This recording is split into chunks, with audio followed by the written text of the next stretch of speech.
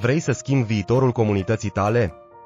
Află cum poți începe o afacere socială în mediul rural cu ajutorul fondurilor nerambursabile. Află care sunt pașii pentru a crea un plan de afaceri care să fie acceptat și care să-ți aducă fonduri nerambursabile. Crearea unui plan de afaceri solid.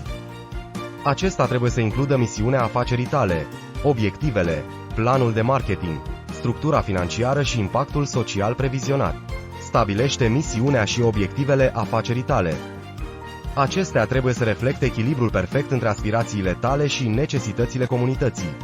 Realizează o analiză a pieței și identifică-ți competitorii.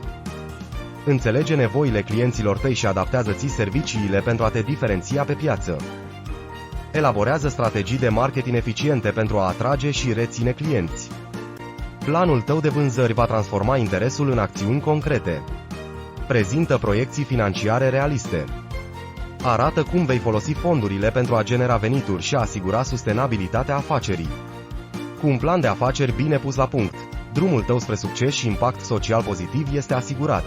Înscrie-te azi pe www.startantreprenoriatsocial.ro cu ideea ta și primește finanțare nerambursabilă pentru visul tău.